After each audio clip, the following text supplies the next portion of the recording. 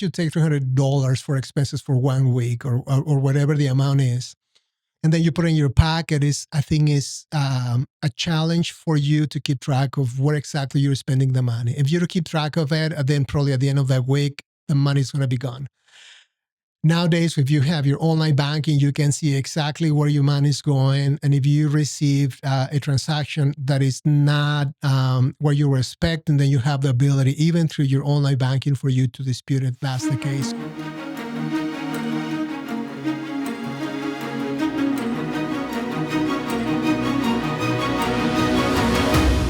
Welcome to Shaping the Basin. I am here with Rod Duarte. Thanks for joining us. Thank you, Heather, for having me. So for anybody out there that has not had the chance to meet you yet, tell me a little bit about you. Yeah, well, what I can tell you is that I am new to the community. I'm saying that I'm new to the community because I've been here only 10 years. And I know people now that they are second or third generation or more that are from here. And I really enjoy it. And that's why I feel that I'm a new in the community. I came from Mexico. And when I came here, I switched careers. My background is in advertising and marketing. And I joined a financial institution. I started working for this financial institution. And I didn't know this because it was so tangible to understand what kind of products and services the financial institution offers to the community.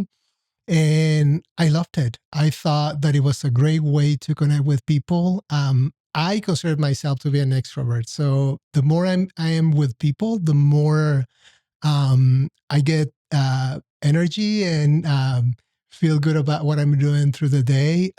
Right now, I'm being part of multiple organizations, I'm a member of the chamber, but also board members of a couple of organizations, and being out there with the community. And that's what my job requires now, how I can connect with organizations, people, businesses, and provide value. Mm-hmm. So you moved from Mexico to Klamath. Yeah. Directly from Mexico to Klamath. Yeah. What made you pick Klamath? I know, right? You know what? That's a question that I receive very often. And the reason of that is because my wife, she's from here. And we started a new family. At that moment, I thought it was important for us to make the change to be more family oriented and make sure that we have the balance, and not just me working there and then my wife being by herself in Mexico. So we decided to make the move. I sold my participation to my partner, and was able to support that transition here through that negotiation that I was able to put in place. But then on the other hand, I thought, okay, this is not going to last forever. I have to do something. And Klamath Falls is a great place in terms of a community. But in terms of jobs, it could be a little bit challenging. And I was grateful to have the opportunity to find that position at the financial institution that I was working for. And and I thought it was just transitional, to be honest with you. I thought it was just a situation where I probably get used to it. Let me tell you something funny. I learned English when I was in junior high. So I had not English experience at all. It was just with my wife, since she's from here. She always talked to me in English and I talked to her in Spanish. But everything business related, it was in Spanish for me. But then suddenly, in April 2015, I came here and now it's 100% English. So for me, it was a big shock. And I thought I need to get to a place where I get used to not only the language, but also the culture, and have a better understanding of what was my position at that moment. So it was an interesting process. I will tell you that it wasn't sometimes frustrating because you have the idea, but you're thinking in that maternal language, and it's difficult for you to just do that translation. And I was always like that. And me working in banking, I always kind of in Spanish. Always. Everything is in Spanish and then in my head. And then I translate everything to English, which is it's kind of funny. I guess I don't know. But at the end, I loved it. I think it was the place for me. I think that I would love to continue providing value in the same industry for the future to come. In the financial Financial institution. Yeah, institutions, yeah. you love that. I have to ask, how did you meet your wife if she's from here and you were in Mexico and now you're back here? How'd you meet? That's funny. That was funny because so she was taking a sociology degree from SOU, and they had an exchange program from the university that I was attending to, and they had. I mean, I don't know how strong that program is currently, but I know that it was running for years. So in one of those years, I was able to meet her, and yeah, we just connected, and we decided that we were made to each other, and we established that relationship. It was very a quick decision that we decided to continue with our relationship. But then she came back. She finished her degree, or she came to finish her degree, and I studied there. So it was kind of a challenge at the beginning, but yeah, we were able to make it work. And now we have two girls, Shannon and Bridget, which we adore. And obviously, we try to do the best that we can. We what we have, like in any other family. Yeah. Are your girls bilingual? Do they speak both? You know what? It's funny because their names are Shannon and Bridget, and very different from a Hispanic first name, but they look Hispanic and they're not. They're not bilingual.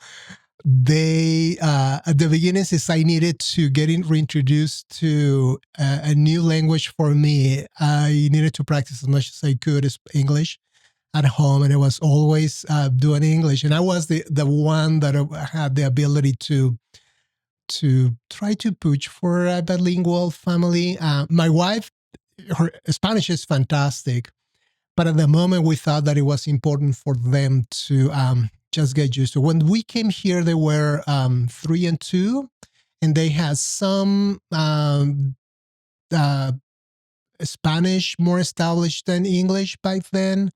And we wanted them to switch to just English. But now they're interested in going back and pick some Spanish as well. Yeah. So you owned your own business in Mexico and you were in marketing and advertising. What's it been like to be in business there and then be in business here? What are some of the differences? Yeah, you will think that is different, but it's not. It's actually very similar. I was blessed with the opportunity for me to take a master's degree actually from the same St. Oregon University. They have a program where the faculty was traveling to Mexico, and they were teaching there. And then it was mix where you can do attend in person, then also online.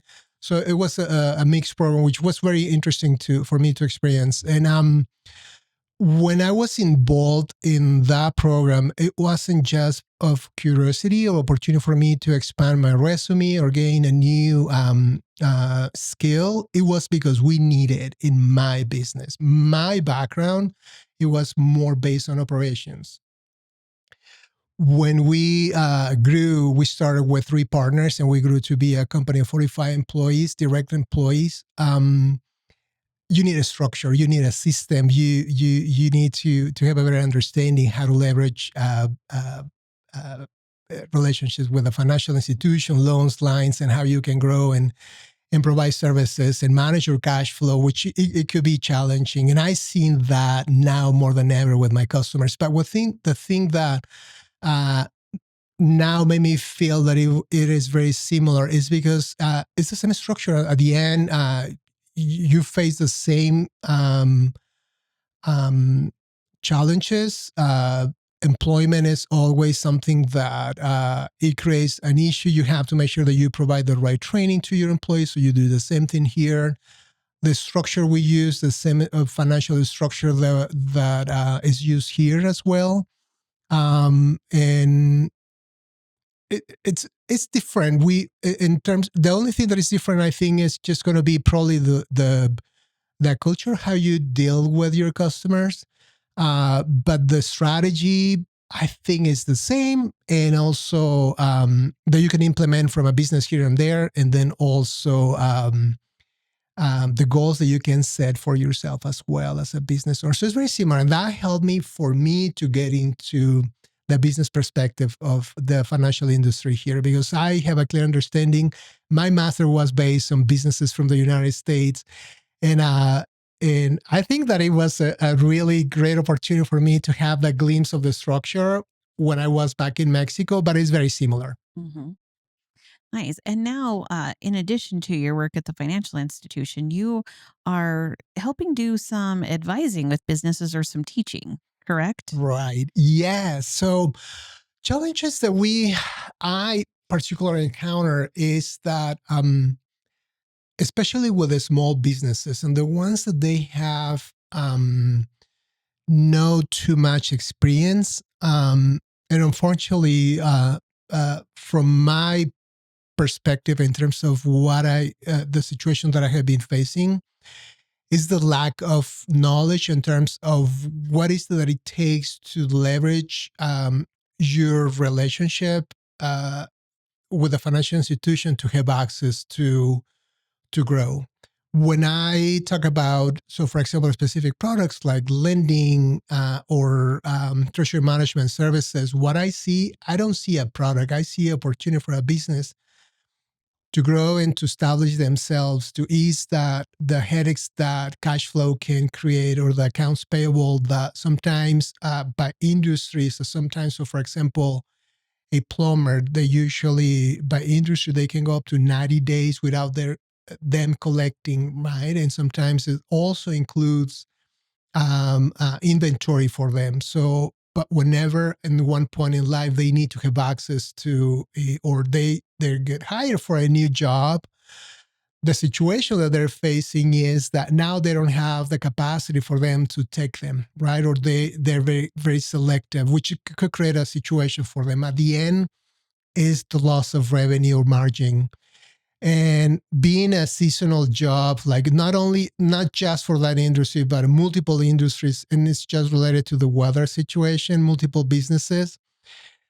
From my experience, is that they have seen a lack of how they can leverage that information. So my opportunity, whenever I have that space when people are receptive and they want to talk to me about how can I do this, is when I tend to jump into it, and obviously taking care of how I can present this information. So right now we have, we have a Connecting Dots event. That what we do technically is, yes, I work for a financial institution, but remove that out of the table. I'm here to answer your questions, how you can be ready to face challenges that eventually can help you not only to survive, but to thrive. And we put a lot of effort from multiple perspectives. We have an accountant, and then it's me, and then we have a financial advisor, and then we have a coach, and we try to just make sure that we have the overall picture where it's a safe environment where people can ask the questions that sometimes they feel that if they talk directly to a banker, they probably may face an answer that is going to be loaded with certain sort of biases, interest for the financial institution to get to that product. But at the end is, for me at least, I know that long-term relationships are going to be the ones that are going to be, those are the ones that I'm looking for. And for that is through not only, let me just tell you what is it that you need, is let's explore, let's talk. There's not unfortunately, and you know this, there's no a roadmap that businesses can follow, but they are certain indicators. One thing that I learned not long ago is that, and it happens with employees and businesses as well, if you have the same growth and then you have the same margin and revenue, even when it's marginal, like if you grow 2%, 3%, I mean, unless you're a 3 billion company, obviously that is going to be significant. But when you're a small company and then your growth is very marginal, there's no growth. There's no learning from that organization. Just since it's very marginal, it's just getting into a loop where you start at the same point and then repeat yourself. And that is no bad if there's no changes in the environment, but the conditions are always changing. We know that we're facing.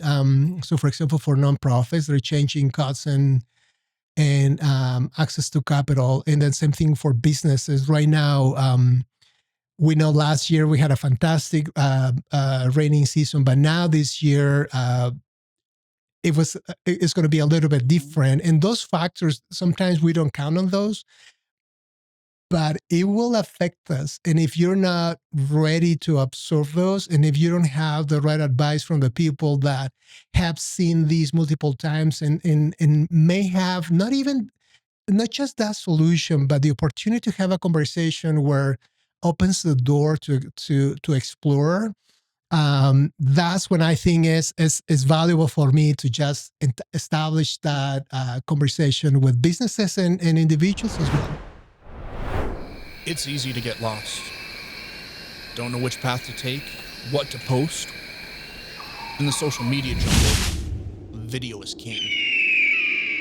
Your kids are obsessed, your customers are addicted, we're all hooked, and social media sites prioritize videos. So when you're ready to stand out from the crowd, reach out to 40 Deuce Films. Feeling over everything. That's interesting. I tend to think of the bank as very transactional, right? Like you go, you deposit, you leave, right? Yeah. And they're friendly people.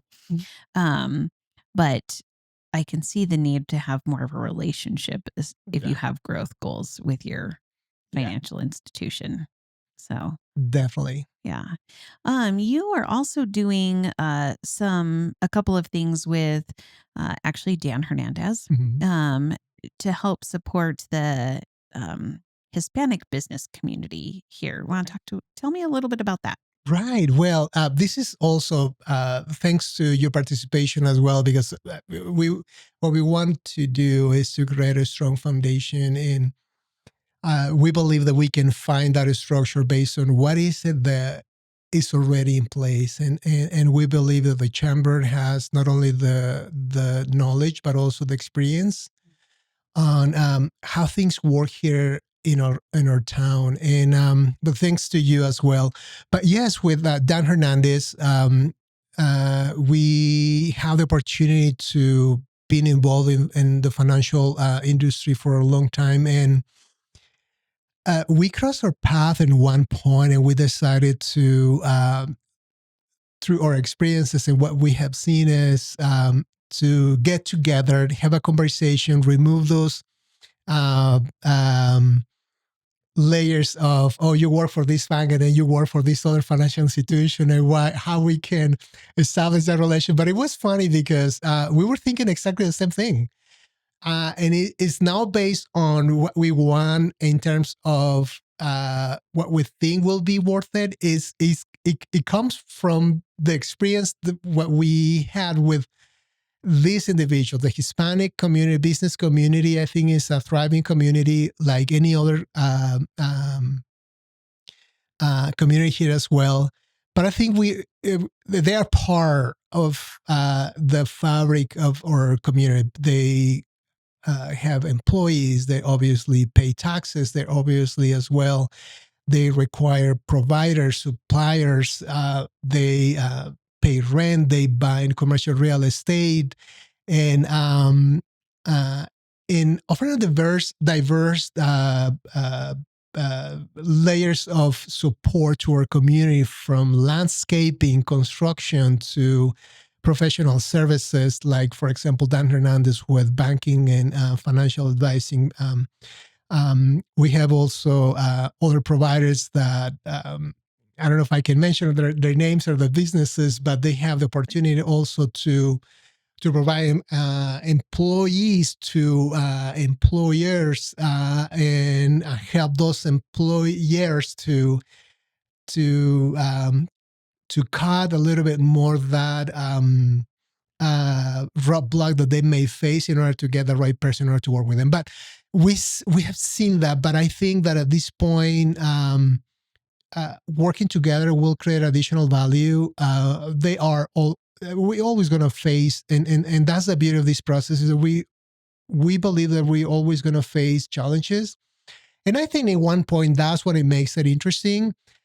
But also I believe that those challenges have to be challenges that we can overcome. But because once we face a challenge where we don't have the opportunity to solve them, obviously it's going to be a deterrent for businesses or for individuals that are planning to establish a business to do it just because it's so hard or it's so impossible if they don't have the support of organizations like the Chamber of Commerce. And that's when we thought, let's work together. Let's see how we can build that foundation where we can invite Hispanic businesses to join an effort to see how we can work together and find solutions to the common problems that they're facing and advice as well, and see how we can provide additional value to our community. Yeah, that's pretty interesting. Do you find it easy to work with other people? You know what? Yes or no. The situation that I found is that it could be difficult to change your mindset, especially when you've been doing things the same way for a long time. And my invitation, whenever I have the opportunity, is to try to set the expectation to just be open-minded, to explore, also to bring down to the point of show through numbers how could be different. Since I work for a financial institution, but sometimes it could be difficult, and it's just because people can just be used to how business or how to manage certain aspects of what they do every day that they believe that that's the right way. But on the other hand, I think it's not just that. It's how, as me as a provider, have the ability to join the conversation with a different demeanor and in ways for me to create that different perspective and not to try to impose. I think I'm not imposing anything. I just try to bring the information to the table where it shows how it could be different. But what I can tell you, and this is something that I'm facing very regular, especially with small businesses, is that I know that there are room for improvement. There is room for improvement. And what I mean by that is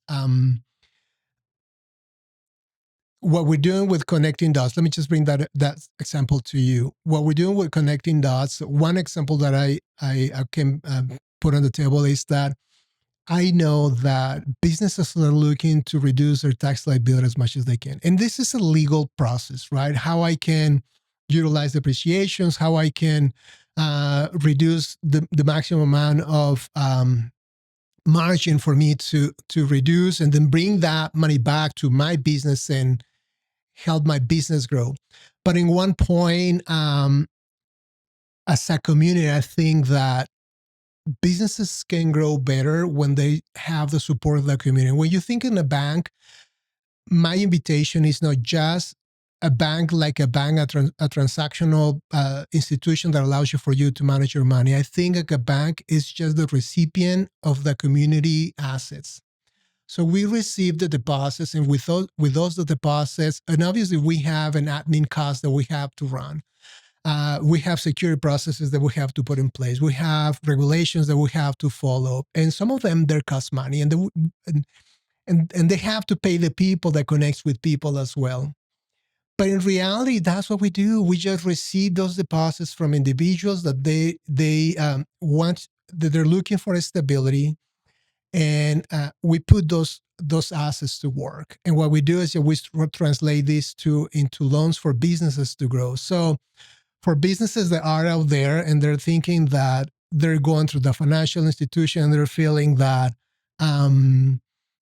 that the money goes someplace else in a corporate office. Well, in reality, yeah, there's a portion of it. Again, there's going to be an admin expense, an overhead expense, but then on the other hand, it comes back to those individuals that are saving, businesses that they're putting on the side some sort of margin account, or they have a contingency account where there's going to be an emergency and that they need to have access to it. And what a better way. And that's why my why is so important for me, and to be convinced in the value that we offer, is that how important it is to utilize those assets from our local community and put them to work for those businesses that need it, that eventually is going to come back to those individuals. So once I have that reflection on me, it's easier for me to not to insist, but to just to bring that point on the table where it is the money of the community. It is a tool that is available, put back from the community to those businesses that need to grow. I mean, if you're in a retirement time, and then you have those assets sitting there, what better way for that to come back to you? But because eventually those businesses are going to pay taxes, so they're going to fix your roads, they're going to fix, I don't know, they're going to have a better school system, we're going to have better transportation, we're going to have those services that eventually is going to come around to you eventually. So I have a funny question about pennies. They aren't making them anymore. And I heard this story that maybe like wherever banks take their money, that those banks aren't accepting pennies. Is that Yeah. You know what? It's not the case right now. Eventually, I think it's going to happen. The current administration mentioned that before. There are great plans. And at the end, I think what they're looking for is to create efficiencies. I don't think it's a bad thing. But right now, you shouldn't be worried about that. We are receiving coins, and even if you have a stash and you save them, I think eventually, in one point, there's going to be a period where you can obviously negotiate those and then convert them to the currency or the amounts that you need in order to do that. I think that we will face that, and not only with pennies. I think that that will happen eventually with cryptocurrency and other sorts of transactions. I don't know if you do the same thing, but I personally use more digital currency than anything else, and the reason of that is to it eases the process for individuals and financial institutions as well, but more for individuals. I think to keep more control. And let me just give you a simple example. Once you take $300 for expenses for 1 week or whatever the amount is, and then you put in your pocket, I think is a challenge for you to keep track of where exactly you're spending the money. If you don't keep track of it, then probably at the end of that week, the money's going to be gone. Nowadays, if you have your online banking, you can see exactly where your money is going. And if you received a transaction that is not what you were expecting, then you have the ability, even through your online banking, for you to dispute it. That's the case. So if I see it through that lens, I think it's a positive that we put it in place. Obviously, and I don't know, I'm just speculating. I don't know if it's just the idea to have more control over our money. But I think if that's the case, I can understand that too. But on the other hand, I can see the value added to have we can manage our money right now nowadays. Yeah. Yeah. We are getting close to the end of our time, but I am curious if AI is affecting the banking industry right now. Like, are there big changes coming related to AI? Yes, like any other industry. And couple of things that I can tell you about AI is that the way I personally see it, and it's not fully established. Still, there's a transition process right now. But the thing that I can tell you is that it could affect maybe some jobs, but also on the other hand, I think it could enhance those jobs that we currently have. Um, the other thing is security in terms of how can we be exposed. As a financial institution, I think the banks are doing because we manage, we're depositories of the trust of their customers. I know that there are in place certain actions to protect our customers' assets, but also to enhance that relationship with our customers. So I think it's going to be beneficial. There's going to be a shift of how banking is working.